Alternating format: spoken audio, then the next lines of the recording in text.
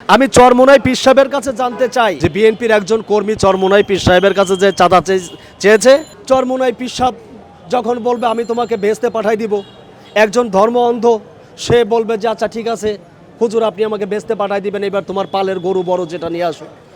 এই দেশের জনগণ সারা বছর লালন পালন করে যে গরু ছাগলটা চরমোনাই পীর সাহেবের খাঁচায় চলে যায়, সেই গরুগুলো বিক্রি করে আজকে উনি যে শত শত টাকা খরচ করে যে এক একটা সমাবেশ করেন, প্রতিদিন পাঞ্জাবি চেঞ্জ করেন, পান খেয়ে দাঁতটাকে লাল করেন, উনি কার টাকায় পান খান?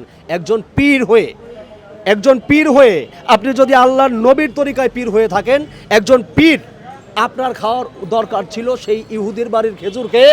আল্লাহর নবী যেমন 2 দিন ছিল 3 দিন ছিল, আপনি একজন পীর হলে, সত্যিকারের একজন রাসূলের তরিকায় পীর হলে আপনি খেজুর খাইয়ে থাকতেন, প্রতিদিন পাঞ্জাবি চেঞ্জ করতেন না। রাসূল পাক সাল্লাল্লাহু আলাইহি ওয়াসাল্লাম সেই দাহিয়া কালবি তার ফেরেশতাকে, তার যে একজন উম্মত, সেই উম্মতকে তিনি বারবার কাপড় চেঞ্জ করতেন। জিজ্ঞাসা করেছিলেন দাহিয়া কালবি তুমি এটা করো কেন? বলছে হুজুর আমার এবং আমার স্ত্রীর পরনে এক টুকরো কাপড়ই আছে। রাসূল পাক সাল্লাল্লাহু আলাইহি সাল্লাম উসমান গনির কাছে ভিক্ষা চেয়েছিলেন, হে উসমান গনি আমি দাহিয়া কালবিকে পাঠালাম, তুমি কিছু ভিক্ষা দিও।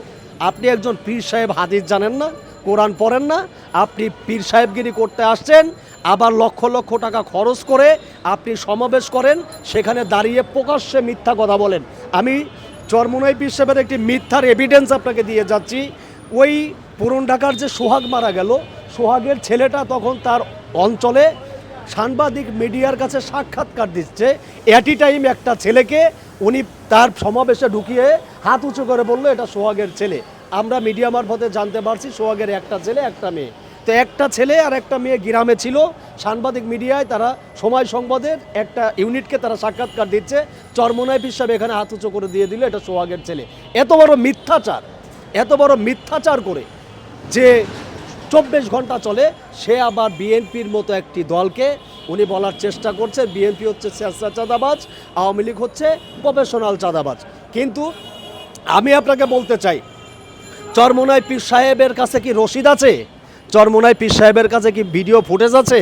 চরমোনাই পীর সাহেব কি রেকর্ডিং কোনো মানে একটা এভিডেন্স দিতে পারবে যে বিএনপির একজন কর্মী চরমোনাই পীর সাহেবের কাছে যে চাঁদা চেয়েছে?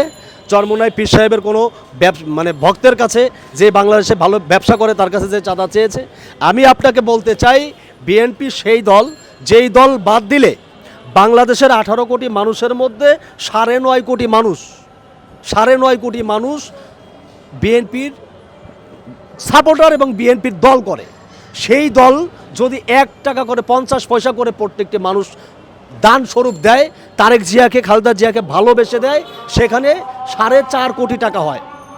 কিন্তু আপনি আপনার ভক্তদের গরু বিক্রি করে সর্বোচ্চ আপনি সারাদিনে ইনকাম করতে পারবেন বা জোগাড় করতে পারবেন 2 থেকে 4 লাখ টাকা।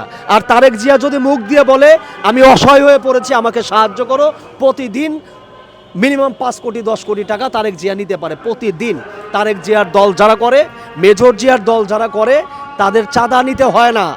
তারা যদি চাঁদা নিত 5 তারিখের পর থেকে, আমি চরমোনাই পীর সাহেবের কাছে জানতে চাই